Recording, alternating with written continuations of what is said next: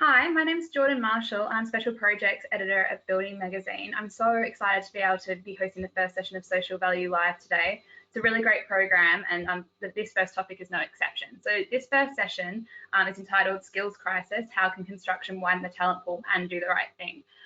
So this session is a little bit of a different layout to most of our webinars for those of you who are familiar with them. We have a few more speakers who are each going to pitch an idea of how to widen the talent pool and improve some of the diversity within the construction sector.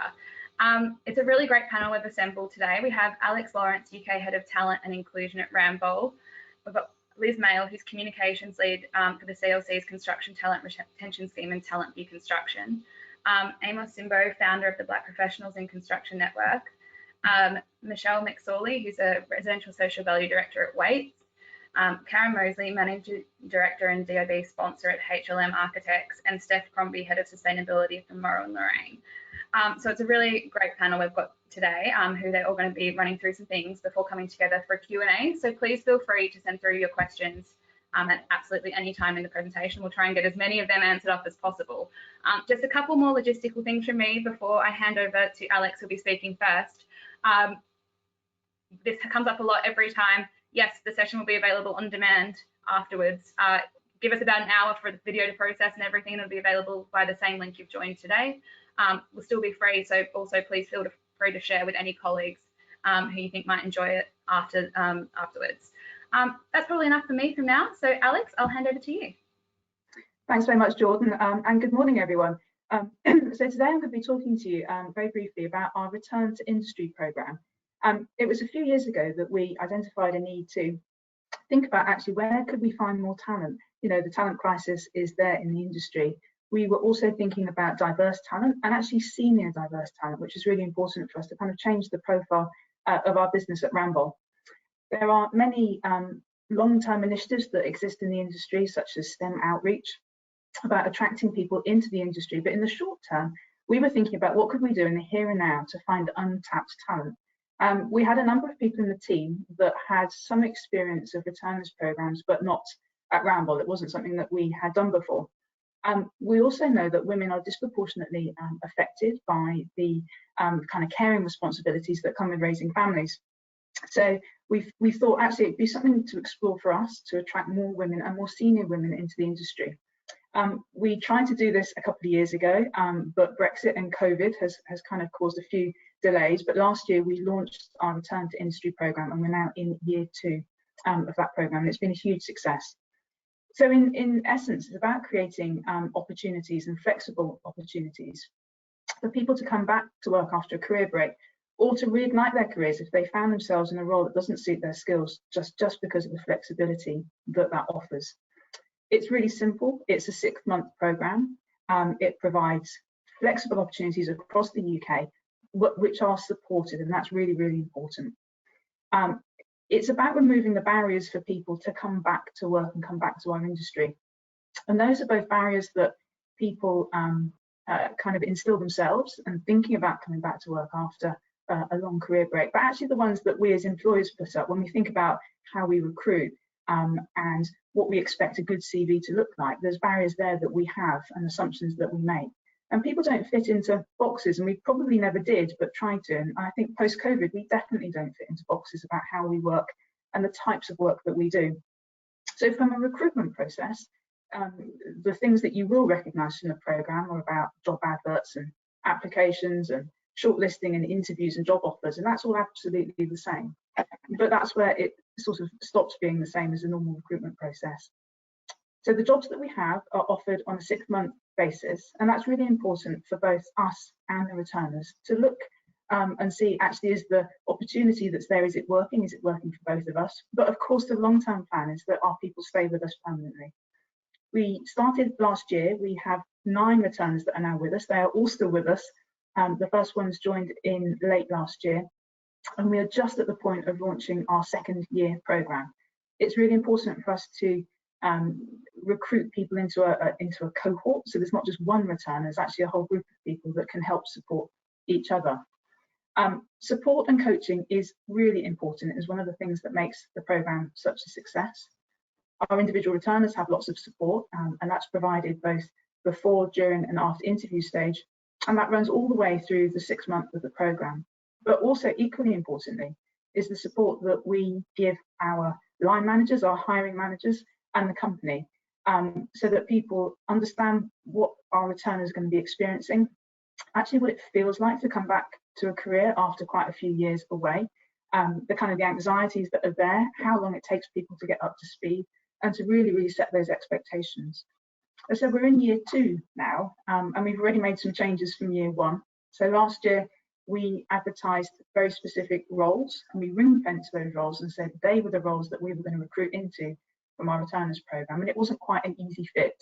So this year we are advertising currently, and it's very general. We're looking for people with specific skills in specific areas, and then we're looking at the CVs that come in and then fitting them into roles, and actually in quite a few cases creating new roles that weren't there already. So we thought we were being really flexible and thinking about our returners programme, but it turned out we weren't being quite as flexible as we wanted to be. We are just partnering with an external company as well. It's a company called Inclusivity Partners. There are others out there. And that was really important because for us, they are the organisation that's really helping us with the coaching and support for both us and our returners. And we needed their expertise to make the programme a success. As I said, we've got 9 returners. We have 8 women and 1 man, so it's not all women.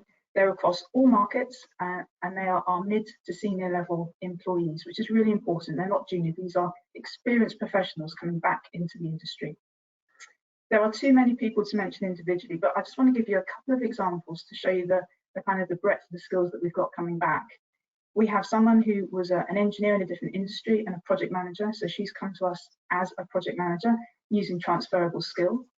We have someone who's come to us after a 17-year career break, and actually, not having to explain that 17-year gap was really important.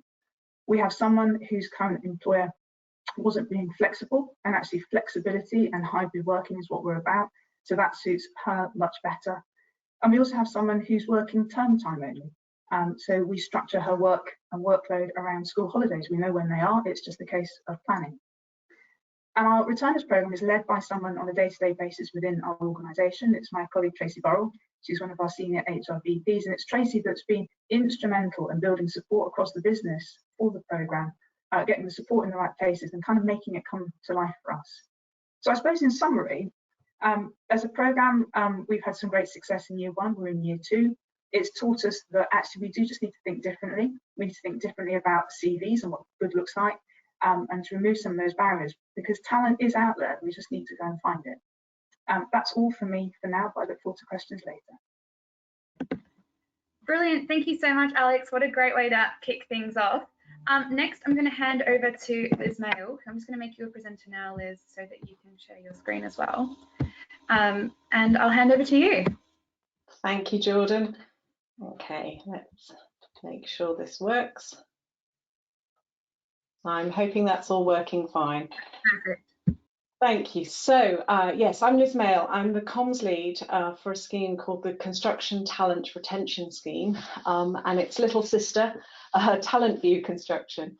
And I want to tell you a bit more about these schemes, both set up by the Construction Leadership Council during the COVID years, and all about helping employers with, their work in terms of recruitment, retention, and also redeployment. In fact, this whole scheme was started originally very much, I think, with the worry that as COVID hit, there would be large numbers of redundancies in the construction sector. And of course, what happened was construction reopened, and actually, far from making lots of people redundant, actually we found ourselves with huge numbers of vacancies, record numbers of vacancies. And so these schemes have now become incredibly important for recruitment again. So let me tell you a bit more about these. Effectively, it's one scheme run by the same organisation and backed by the CLC. It also has backing from the Department for Business, from CITB, and from very many industry organisations, unions, colleges, universities, and others. Far too many to mention, but it's very much born from the industry for the industry. The Construction Talent Retention Scheme, CTRS, is the part of the system which is very much aimed at experienced candidates. Talent View was the newest part. That is a scheme that was just launched last September, and that's absolutely aimed full square at individuals for first jobs. So that's entry-level roles, graduate roles, apprenticeships, traineeships, work experience even. Huge number of opportunities on there. And these are platforms open to any construction business within the entire ecosystem. At any level, any sort of job. I mean, we're not just talking about site-based roles here at all. Some of the current roles currently live right now. A portfolio analyst, Travis Perkins, is looking for one of those. A digital project manager at Mott MacDonald, an engineering manager at Kia, a business development coordinator at Track Limited, a quantity surveyor at Gleeds. You know, these are some of the roles that are live right now on these platforms, and apprenticeships as well. And the whole point of the scheme is that there's no fees, no recruitment agencies, no ads. And this is particularly welcome, I think, by some of the construction businesses I talk to, because right now they are being really stung by some of the recruitment costs of some of the other online platforms, like, well, I won't mention them, but you know, the main jobs board type things, very expensive at the moment. So this is a significant benefit for the industry to have something that's available to all in this way. It's been going for, well, CTRS is coming up for its second anniversary, Talent View coming up for its first. Where are we now? Well, as of last week, I looked at the stats, just 1,151 employers who are listed, but very importantly, and particularly for Talent View, over 120 colleges, universities, and also schools involved on the platform. And we're working very, very closely with them on a very bespoke basis to bring their students into the system, so that they're ready to enter the workforce soon. Of those employers, over 3/4 are SMEs, and they are across the whole of the UK. We've got over 2,000 candidates registered on CTRS and nearly 2,000 candidates, entry-level, junior sort of roles or candidates registered on TVC looking for entry-level roles and apprenticeships. Since the beginning, in the last 2 years, there's been over 36,000 vacancies that have been advertised on CTRS, and something like, I think I'm right in saying, 9,000 opportunities and apprenticeships through TVC in the last year. So it's being used a lot. And one thing I wanted just to mention as I conclude is that Talent View construction is absolutely booming right now, because it is about attracting, you know, this is the key thing. How do we attract more young people into our industry? And so we are about to start a campaign bringing together young influencers. So young people already in roles, maybe they're in apprenticeships or other entry-level roles in the industry. They are all digital natives. They are all social media influencers in the making. And so what we're trying to do is bring those young people together, work with them, give them the training and the support they need so they can get out there on Instagram and TikTok and talk to their colleagues and their peer group, and bring more young people into the sector. So if you have young people in your organisations right now who you think are wannabe influencers, I definitely want to know about that, because we can train them and we can get them to be our voice to help communicate, not in a corporate way, but in a very engaging way, and that young people do to bring more people into the sector. So this is my final slide for you, is basically how do you get involved? Of course, if you've got vacancies, if you're looking to recruit, get those onto the system, or just browse the CV library and see the sort of candidates who are on there. As I say, if you've got wannabe social media influencers, let me know. And I'm putting 2 email addresses up here for contacts. Christian Warden is the head of engagement for the scheme, and I head up the comms team for the scheme. So either of us, please do get in touch if you're interested to know more. Very happy to give you another presentation or tell your colleagues about this and get you involved in any way we can. Thank you very much. Brilliant. Thank you so much, Liz. That was another really great one. And we've already got plenty of questions coming in, which we'll get back to in the Q&A. But next, I was going to ask Amos, if you're there. I know we were having some technical issues earlier, but Amos, if we've got the slides for you. Yeah, absolutely. Yeah, absolutely. Yeah, thank you for that. And it's a real shame I can't work out my camera for whatever reason, but I can see myself, which is good. Hi, everyone. My name is Amos Simbo, and I head up BPIC Network, which is a built environment inclusion organization. Since we started, our main focus has been to work with the industry and industry organizations to make our industry inclusive and attract talent from all different backgrounds. So our focus is from Black and ethnic minorities. As a lot of you probably know on the call, our industry is quite pivotal to a lot of things, and if anything, it should be the most diverse because when you're looking at cities, housing, and everything else, infrastructure that we do is for people, and it's for communities, and we should all be involved in that, or at least be hearing, the voices of people that are actually using it to make it even better, and for people to better understand what's going on. Younger people to be more inspired to work in industry, etc.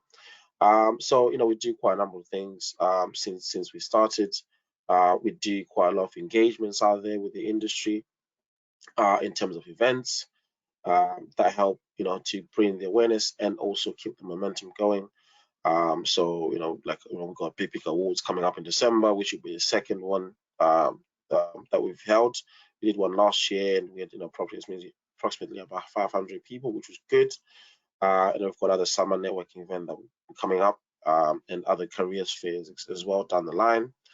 The network itself, is going to make up about 6,000 people at the moment, and that's growing. That's since 2019, and also working with about 45 to 50 organizations. So we do work with your tier ones, contractors, your government departments, central and local, real estate organizations, and other vendors that are sort of in there. So we quite up there with everyone across the entire built environment, and we do provide them solutions. So for the first one, like I mentioned, is the engagements. Secondly, we actually help organizations find the talent. So we work with them in a similar way that works in a B2B fashion, where we're supplying young people, but all the way across the spectrum. So it might be mid-level, senior level talent from ethnic minorities backgrounds, in a seamless way. So we're working quite closely with about 6 organizations at the moment. We only working with 6 because at the moment, that's why we can fully handle, although our team is expanding, so we can do a lot more. We also help organizations to be inclusive. So in a way of saying, where do you start? What do you do? The training, but also, structurally, what needs to happen to attract talent from different, ethnic backgrounds into your organization, and we can do that across, the group, across, but we can start with local organization. So that's basically, our offer and what we do as an organization.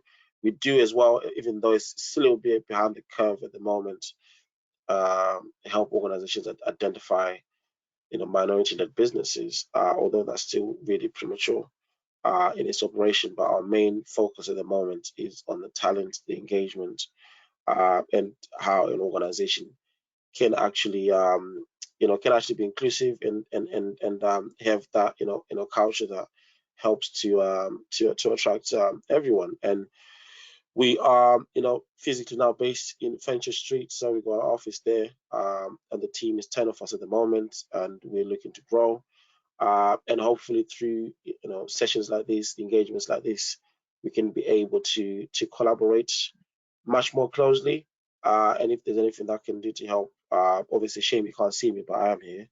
I'll be more than welcome to discuss further, and I'm really looking forward to touching on similar points today with the team.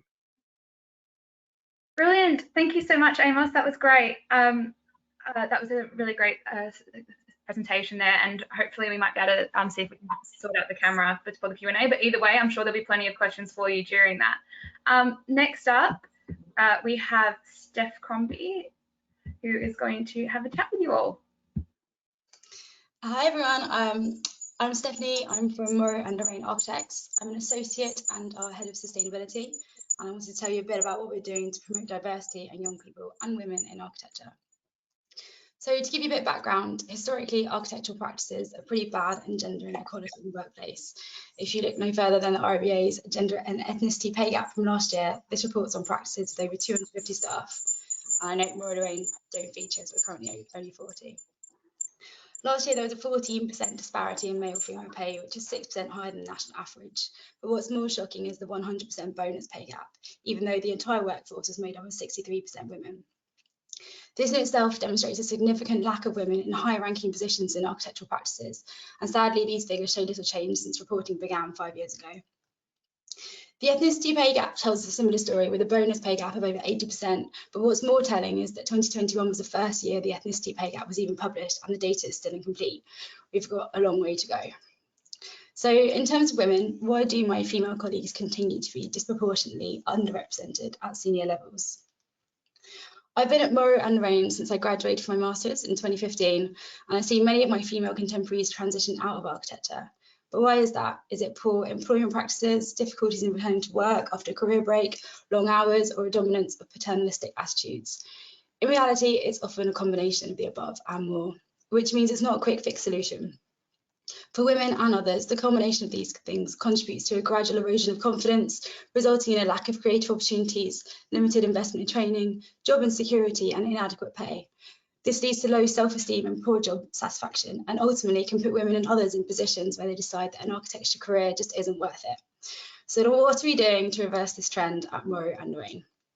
It's absolutely critical that young people and women and those from historically underrepresented backgrounds are supported throughout their careers. I think Alex touched on this really cohesively earlier. We're taking strategic steps to counter individuals leaving the profession through multiple initiatives, including an in-house mentoring scheme, a practice-wide task force group to implement female-led initiatives, unconscious bias training, financial support for those continuing their studies at Part 2 and 3 levels, summer work experience in connection with a local girls' school, as well as actively encouraging younger members of staff to attend networking events. Today, one of our architects is travelling with 40 other women in the construction industry to cycle 450 kilometres in 3 days from Vienna to Budapest while raising money for Quorum as part of the pedal ride. She'll be bolstering her professional network, gaining confidence and diversifying her skills, as well as exercising her legs. And earlier this year, I attended MIPIM for the first time, and off the back of this, wrote an article about female and minority representation at networking events for Building magazine. Without giving it all away, the messaging was that if only upper management attend these big jamborees, we risk excluding underrepresented groups and everyone ends up losing as we cut out those who will form the future of our organisations. Attending these events isn't for everyone, but we all have something to contribute in one way or another, whether it's writing, speaking, networking, or on a day-to-day project basis. Only when the built environment is holistically represented will it be representative of the diversity of age, gender, ethnicity of those it serves. But things are changing. To start with our practice, we have a whole cohort of exceptional women and young professionals that are capable, ambitious and motivated. They're running projects, supporting each other and creating opportunities in the built environment in their own ways. At the RBA, there are 3 candidates up for the 2022 presidential election this year, all from underrepresented backgrounds, with keen interest in closing the gender pay gap, diversity in education and representing the less represented members of the profession. In our office, we're part of a wider movement that's undergoing certifications such as B Corps. This is becoming increasingly popular in our industry and beyond, as it starts to offer, amongst other things, metrics for diversity, promoting blind interviews, setting specific, measurable diversity improvement goals, and training for all employees on topics relating to EDI. There's a significant skills shortage in construction, which includes architecture. Equality is first and foremost about doing the right thing, but it's also critical that we do more to engender diversity if we're going to retain the talent we need and attract new talent from a variety of backgrounds. In turn, this will result in a more fair, inclusive and robust industry. A number of reports reveal that most gender and ethnically diverse companies are more nurturing, dynamic and profitable. To continue this upward trajectory, it's critical that we have a diversity of role models that inspire the younger generation to lead the way. It's our responsibility to encourage and support those who are underrepresented to be the change we all want to see. If you are interested in speaking more about this, please do get in touch with myself or the practice, as we really believe that working together is essential to create meaningful and long-lasting change. Thank you.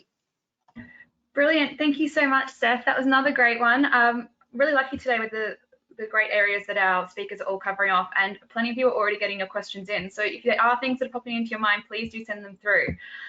Next, we are going to hear from Michelle. So Michelle, I'm just going to give you presenter mode, and then you should be able to share your slides. Brilliant. I'll hand over to you. Can you see my slides okay? That's perfect. Brilliant. Okay, so thanks, Jordan. So my name is Michelle McSorley and I work for Waits Residential, and we are part of the Waits Group, which is a leading family-owned construction, residential development and property services company, which is now in its 4th generation of family ownership. And Waits Residential is one of the UK's leading developers, and we operate across London and the South, working with our public sector partners really to build more and better homes. And this is really driven by a shared vision that everyone deserves a great place to live.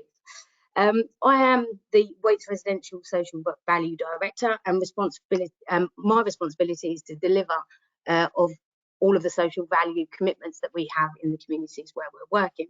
And I have a fundamental belief that genuine social value is the foundation on which people can build their lives and contribute to thriving communities. And I also feel that it has a place, social value has a place to address and support with the skills gap that we have across the industry. Now, last year, we across the Waits Group launched our social value strategy, which is a strategy that will take us through to 2025. And in that strategy, we have some really ambitious goals. And I'm going to touch on some of those now. So for us at Waits, we're committed to leaving a lasting legacy in the communities where we live and work. And we also think it's important to demonstrate that we are a business that can be a force for good. And, we've got some of the clear goals that we've got within our strategy on the screen here, but our investment in communities across the Waits Group focus on 3 strategic themes, underpinning the purpose that creates the places and communities and businesses of tomorrow. That's in line with our guiding framework. There is inclusive employment, inspiring young people, and bisocial. Underneath these headings, we have particular goals that we want to achieve by 2025. And the one that I'm really going to speak to you about today is that inclusive employment piece. And employing people furthest from the workforce is one way that we can challenge inequality. But people from these groups include care leavers, ex-offenders, ex-servicemen and women, people that are unemployed, people that are living with disabilities, and those that have had experience of homelessness. So how are we going to do that? So we have made a goal and an ambitious goal around employing one person furthest from the workforce on every single one of our projects. And this will happen either directly, so direct employment opportunities, including apprenticeships, or indirect employment where this is not possible. At Waits, we're currently finishing off a lot of our policies and structures and support practices. However, today I'm really going to focus on some of the programs that we're offering via our supply chain and through our social value commitment. At Waits, we are embedding social value through all of our supply chain and through our procurement processes. And this is really important to us to do this, because together, we can shape and make a difference to not only people's lives, but to the communities where we're working. So pre-employment programs and traineeships, and you can see here we've got the Care Covenant logo. And I just want to touch on a few of the programs that we do have in place. At Waits Residential, we truly believe that, everyone deserves a great place to live. Our presence building new homes within or in the heart of the communities not only puts us in a unique position to be able to deliver more than bricks and mortar, but actually to leave positive lasting legacies, and working alongside training providers to run pre-employment programs and traineeships supports us to reach furthest from the workforce groups, but also people that are considering, career moves, career changes, people that are returning back to the workforce. We heard earlier on from one of the other panelists, working alongside these, training providers. It's about inspiring people and giving people the first step into the world of the built environment or construction, inspiring them to have a career of choice rather than a career of chance. Providing programs that offer support around mentoring and pastoral care, and groups that are for people or groups of individuals that have challenges or transitioning into a career or transitioning into the world of work. These are great programs to kickstart someone's career. And I'm just going to share a couple of examples, because we've had so many success stories from these programs. We've got, traineeships around people targeting individuals furthest from the workforce, and in particular working with care leavers. We ran a program recently in Cardiff, in Wales, and a young lady there was actually, she's just left the care system. She was just about to move into a world of IT when she saw this program, and she thought, you know what, construction really interests me, so let me go along and see what it's like. Anyway, she joined the 7-week traineeship program. She flied. A lot of people really saw potential in her, didn't want to lose her. So she was one of those individuals that wanted to stay within the industry. She gained many qualifications, her CSCS, and she's now continued, several weeks later, is still working on one of our sites. So she is currently working as a labourer, but as that labourer, she's having the opportunity to work with every single trade on site, so that she has a flavour to understand where she can transition her career into. And we will support her through our supply chain into an apprenticeship, or if she decides that actually when she wants to come into a QS role or an estimating role or project management role, we will look to transition her through the weights higher apprenticeship program. So working with these programs not only really makes a difference and enhance people's life chances, but it also supports us to address this widening skills gap that we do have. One of the other programs that we are, and my slides have seemed to have stopped working, so bear with me, everyone. Well, I'll try and get us through. So yeah, one of the other programs that we're currently, really proud of, and that we're working with one of our main supply chain members on, is Construction Futures. And working with fantastic organisations that have got first-class knowledge and expertise, such as, the New Future Networks, which is working with the Prison Service, and O'Neill and Brennan. This really, it allows us to focus on what we do best, and that is to provide training and job and apprenticeship opportunities for candidates candidates looking for a second chance, so that we can support as many people as possible, not only through the local presence, but for us at Weights across the group on a national scale. And I truly believe that everyone deserves a second chance. And Construction Futures is a program that offers a real opportunity for ex-offenders to access sustainable training and employment opportunities, but also to support their rehabilitation back into community and set them up for the future. It also makes real business sense for us to think about recruiting from a wider talent pool. If we're to remain fit for the future and address this industry's widening skills gap that we've got, we need to consider where we try to attract new talent from. And I'm only speaking about a couple of programs today. And this particular program that we've got is providing opportunities that are for individuals that are still serving their sentence in the last 18 months of their sentence, being able to come out on release of temporary license from prison, working with O'Neill and Brennan and the New Future Networks. We're able to make that happen in an easy transition. So we will provide O'Neill and Brennan with an opportunity in a particular location. They will source an individual from that is still serving their sentence, that is going to be released back to the borough where we're working. so that we've got that long-term sustainability and really supporting that individual around their second chance back into society, but also support their journey in not rehabilitating. You know, good business sense for us is about increasing our diversity of our workforce, supporting the local community, giving people that second chance, and breaking that cycle of crime. And all of those things will really enhance people's life chances. So, sorry, I'm going to have to jump in just because we've got one more speaker and I'm keen to have time to have a chat at the end with everyone together.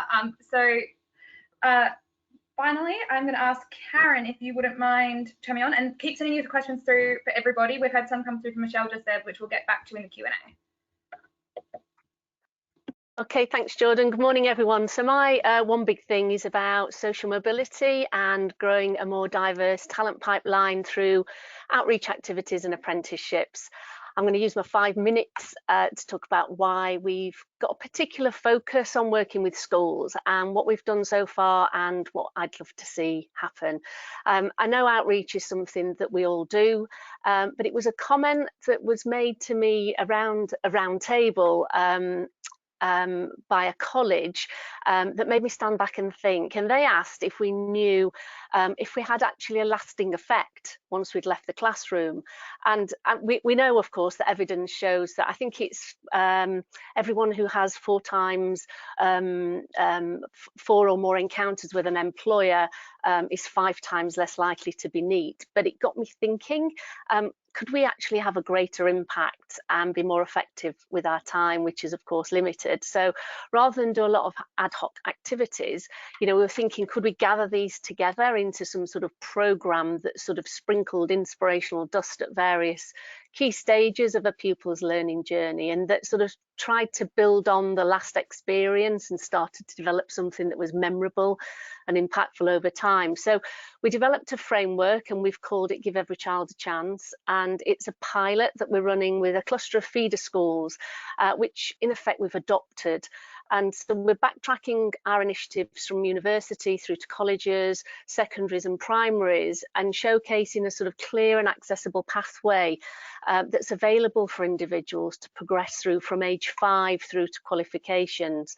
Now, we've worked with our IBA Learning, who've been fantastic, and they've helped us to develop more resources for different key stages and aligned to curriculum. And they've also delivered some training to all of our employees so everyone can work with schools, and we're seeing more and more people wanting to do that, which is great because it's more accessible. We've partnered with Speakers for Schools who've helped us reach out to more people in areas of low social mobility, and we've done things like protecting 50% of our work experience placements for pupils from those schools. We've sort of understood from research that by the age of 7 that children are already deciding what they can't do, and that's really sort of stuck with me. We often hear about raising aspirations in schools, and in a lot of cases it's not a lack of aspiration, it's the opportunities that get closed down too early. And one of the biggest role models in a child's life is obviously their parents or their carers, and we're also working with local networks to help better inform parents about all of the opportunities that exist too. So one of the recent projects that we've done has involved a feeder primary school of 6-year-olds, about 30 of them, working with the 6th form college of 3D design students from the same academy, helping to develop ideas together about a local disused community hall in their area. And at the end of the term, the 6th form students are showcasing back to the primary students how their ideas have been incorporated into their final design. So it's kind of building this momentum. And then we've plotted other activities along this sort of timeline, such as See It, Be It, role modelling videos and interview techniques and project in the box resources for teachers. I think we see the added bonus of outreach as well is that all of these activities are really developing the skill sets of our own team. So mentoring, interviewing, presenting, preparing, project managing, you know, giving feedback, all the skills that are really important in our workplace, and it's exposing them to new experiences and actually seeing the challenges as well that others face. And so it's widening their lens through, you know, which they're, you know, to help them with their interactions in the future. what makes this pathway really feasible and credible is the fact we have this really wonderful and accessible, relatively new route to qualification. And if you don't know, you can now qualify as an architect through our 2-degree apprenticeship standards, which is level 6, which is part 1, and level 7, which is part 2 and 3. And it's this most wonderful sort of progress that we've made. And I have to say here in the ARB recently saying that they're reforming the way architects are trained, which is to become the most, I think they said, the most significant change to architectural education in the last 50 years, and that it'll open up more accessible routes to a wider pool of talent. I'm like, hello, what about the apprenticeship route? So I want to keep shouting about it because it's here. I'd love to see more universities running the apprenticeship course, particularly level 6, which is part 1. And we're currently supporting Sheffield Hallam University raise awareness for the launch of their level 6 course, hopefully next year. And they're going to be the first in the north to do that. So I guess I've not directly answered the question about how we recruit now, but we are doing a lot in that area, which I can pick up in the questions. But I just think we've got this great opportunity to use our position to influence and guide people towards the apprenticeship route, which will help us grow a more diverse talent pipeline to tap into the future. So that's all from me, Jordan. Brilliant, thank you so much. I will ask now if the rest of our panel can also all put their cameras back on and join us so we can have a Q&A session. And unmute yourselves, feel free to jump in as in when. I'm just going to, and that should be fine for everyone now, I think. So thank you so much. All of those are really great. And we've had a bunch of questions come through. In fact, there's quite a lot of very specific for one person questions. So I might handle that by passing some of those on to our panelists after the session for them to have a look at, and we can come back to you with some of those answers, just because I'm really keen to have some group discussion while we have this opportunity. So the first question I was going to ask was a question around, we've all here pitched, you know, a way to attract talent, a way to diversify that talent pool. But one of the things that we've had come in a lot is about attracting young talent specifically, and how we can compete when there's so many other industries. What can construction do to make sure it is a really attractive option for young people? Maybe in the first instance, Karen, considering you were just talking about schools, if you want to answer first, and then if anybody else wants to jump in, please do.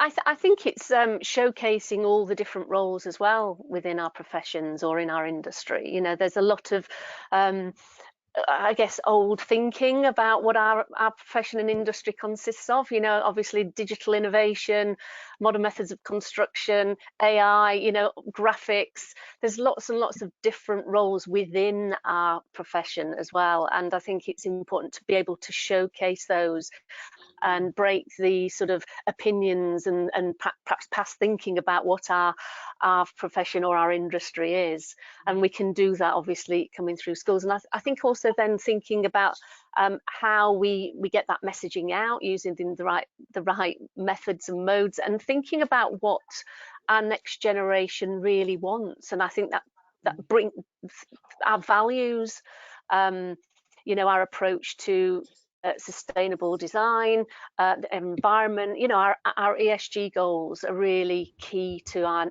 the sort of younger generation that's coming through, and it's just making sure that we're showcasing that and we're true on our commitment to our values.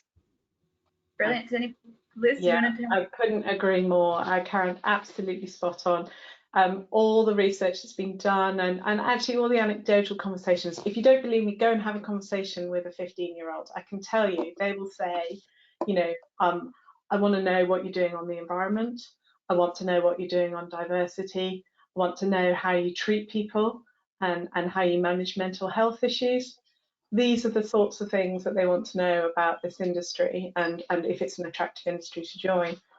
And then in terms of getting the message out, this is why we turned to the young people themselves and said, can we get an army of ambassadors, and not, you know, not our normal corporate voices, not our corporate videos. Let's get these young people the true authentic voice of young people doing jobs right now. They love what they do. They're excited about it. They are very keen to share it through social media. And this doesn't mean, you know, Twitter and LinkedIn and Facebook. We're talking TikTok and Instagram and, you know, new platforms that are coming through all the time, where young people are looking for information and getting their news and getting inspiration. So if we can harness those young voices, that authentic voice of what it is to work in the sector, if they can talk about the things that they're passionate about, sustainability, diversity, all of those issues, then we stand a much, much greater chance of attracting their attention. Okay, Steph, then Michelle. Yeah, I just wanted to add quickly, I'm obviously head of sustainability in our practice, and that's something that has been a real draw, the standards, has been a real draw, move back, for kind of bringing new talent in. We always have a keen focus on that, and it's something that we've really been promoting. So I just want to touch on the fact that the demand is there from people who want those jobs, and also those jobs are very much, you know, we're asking by our clients and on projects and kind of more holistically in the work that we do for sustainable agendas to be integrated into the architecture. So that's really distracting, but that's part, it's all kind of wrapped up in that supply and demand being part and parcel of the same thing. So yeah, the opportunities are very much there. Michelle? Yeah, I mean, I totally agree with Karen and Liz, you know, and we're all trying to attract and work with younger and younger people. And the statistics around, you know, by the age of 7, you know, people have already decided or made up their mind around what sort of career path they want to go down. You know, young people can't be what they can't see. So like you ladies, you know, we're trying to think of different and innovative ways to work with our younger generations. You know, last year I commissioned an author to write a book aimed at Key Stage 2, which has gone down really well, and that's linked to the Children's University. We've had some great feedback, and that's really starting to get conversations started with primary school children. And we launched Top Trumps last year as well for your secondary school children, really just getting a conversation started around 52 different jobs. And is there a fun factor? Is there sustainability in it? What sort of level of education do you need, and salaries and all of those wonderful things?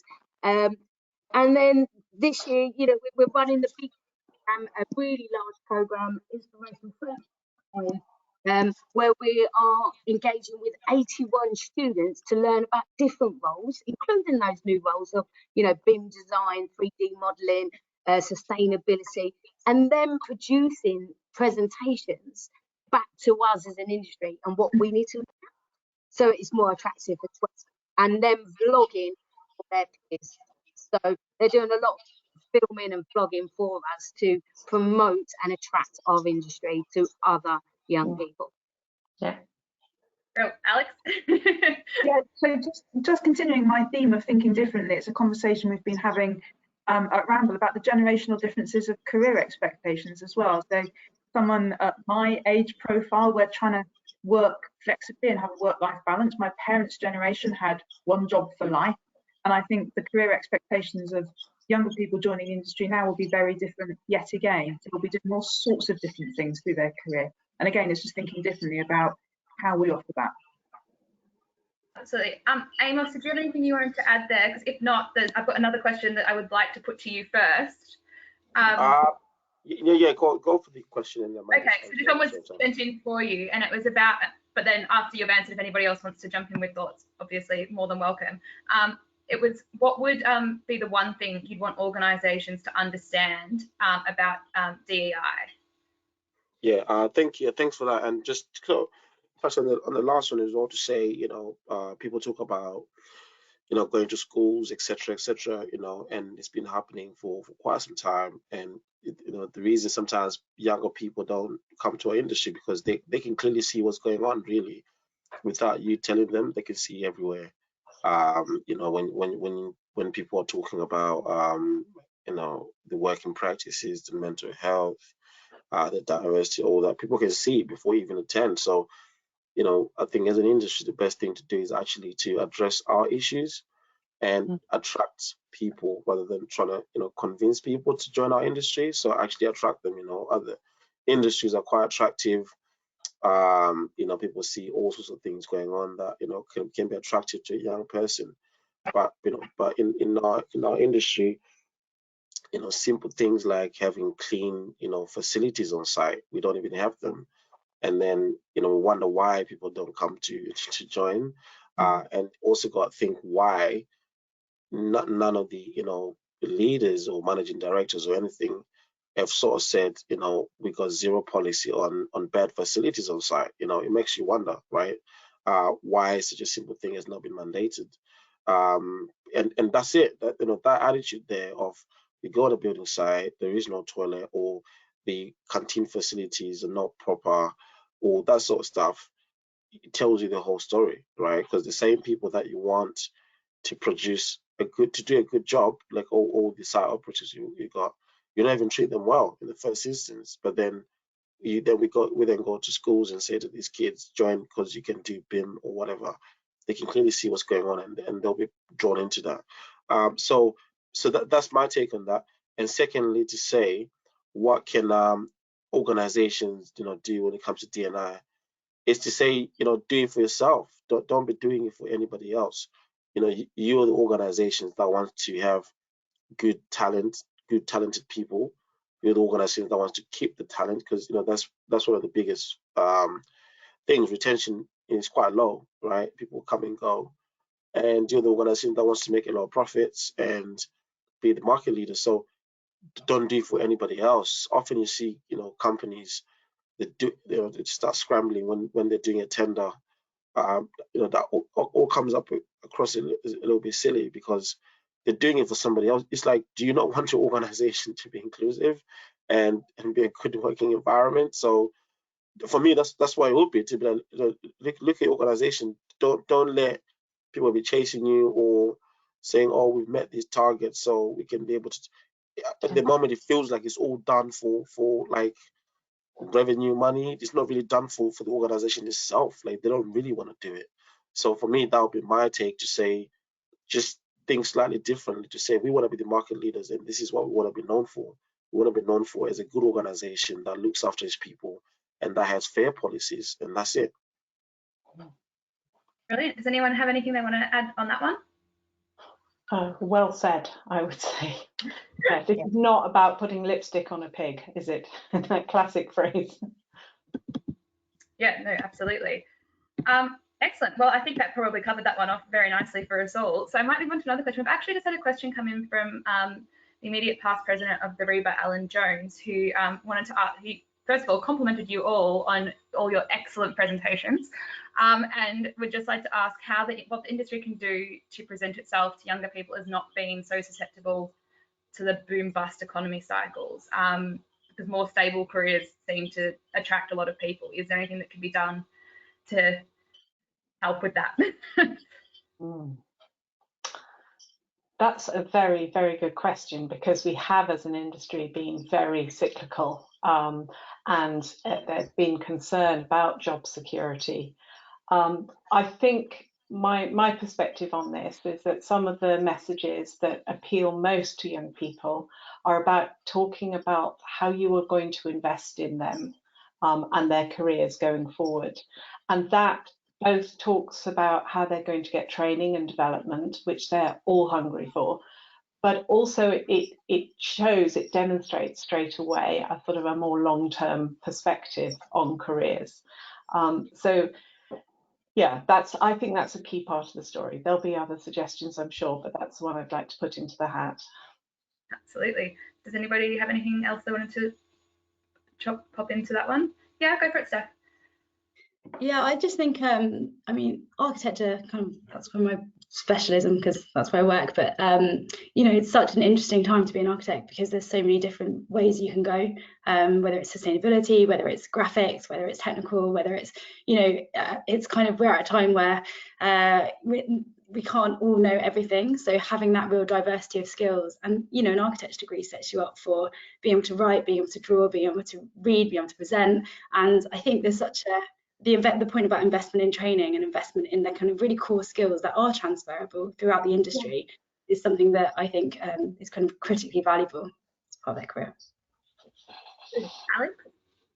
Yeah, I was just going to pick up on the transferable skills actually. So while I'm the head of talent and inclusion, I'm actually a structural engineer, and so I did a civil engineering degree, and I've been practicing as an engineer for over 20 years. And I stepped into this role without realising the whole piece around transferable skills.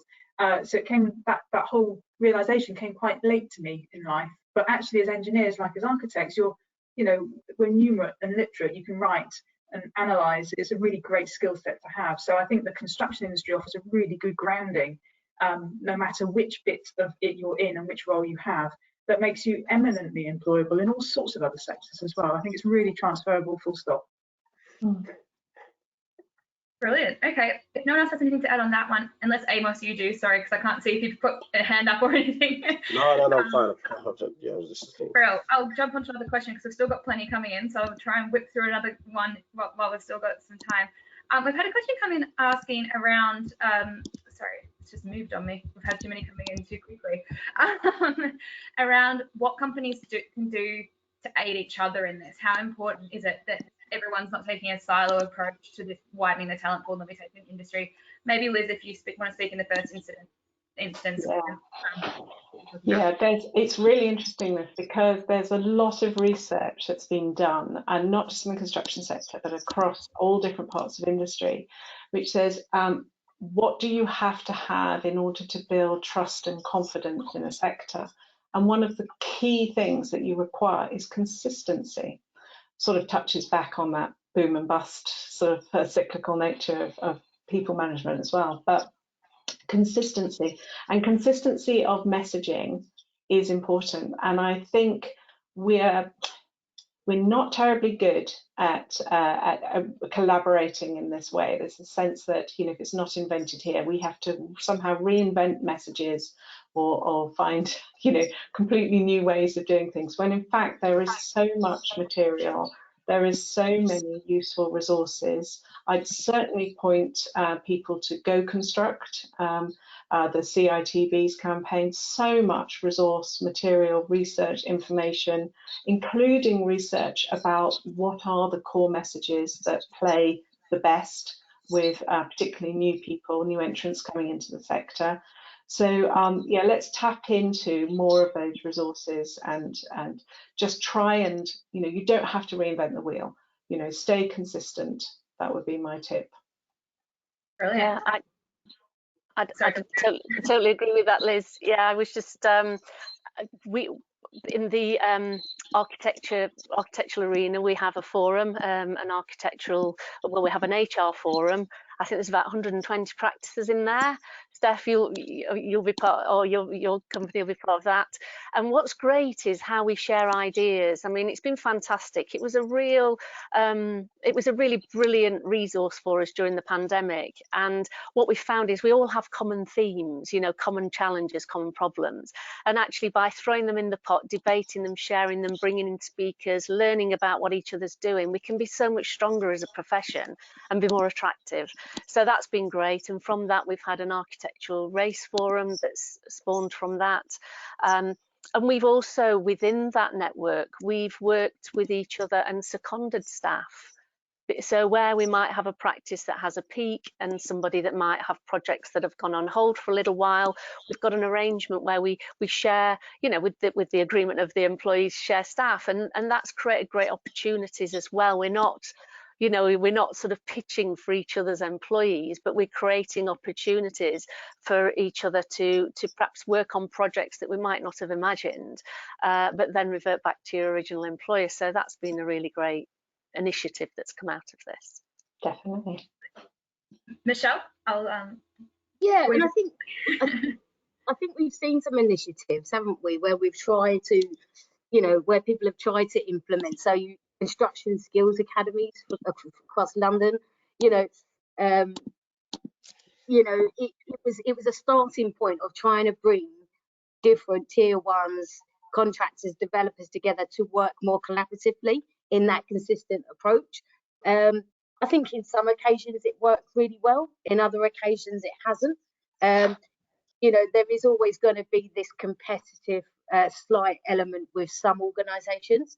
You know, personally, I work on frameworks across London, and we work collaboratively with many other tier 1 contractors, and that's working quite well. And like Liz says, you know, we've got this huge resource at our fingertips, you know, like Go Construct, and these consistent methods and statements of way of working. And we're trying to use that approach in some areas across London.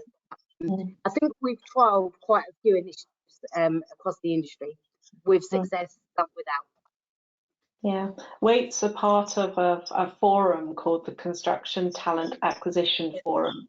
And effectively, it's a user group of all the key employers who are using the Construction Talent Retention Scheme or using Talent View. And I sit in on those meetings and I hear the heads of HR and talent acquisition, you know, discussing the issues they're all facing, and they're all trying to work collaboratively. And of course, they're competing to recruit, but there are so many sort of consistent issues that they're all facing, and bringing that group together has been really fantastic in terms of getting new insights into what works, what doesn't work, and sharing tips between employers about how to make recruitment and retention, and potentially also redeployment. Remember that there's a fair number of businesses actually becoming insolvent now, and finding new jobs for those people so they don't get lost to the industry, and using platforms to see how you can place those employees into other roles, perhaps in your supply chain or elsewhere. So I think collaboration is absolutely the name of the game. Brilliant. I'm really sorry to all the questions we haven't got to, and I have a million more of my own that I would love to sit here and ask. We've unfortunately run out of time. I'm just going to, we've had a bunch of questions coming through. Can we be reminded of all of your names, because everyone's enjoyed the presentation so much. So I'm just going to do that. We have Alex Lawrence, UK Head of Talent and Inclusion at Ramboll.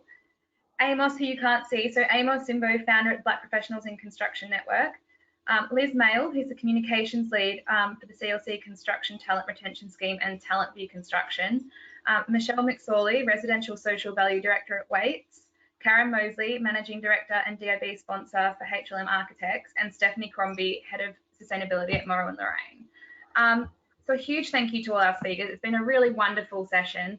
I've really enjoyed it, and our audience has been extremely engaged, so they all seem to have as well. I'd also love to thank our audience for all their great questions. It's great to have people listening along and getting involved in the conversation. I would suggest if you enjoyed this session this morning, you might like our one this afternoon on creating an inclusive company culture and retaining staff. That's at 2 o'clock and it's free to register. It's all over all of our websites, so you should be able to find it.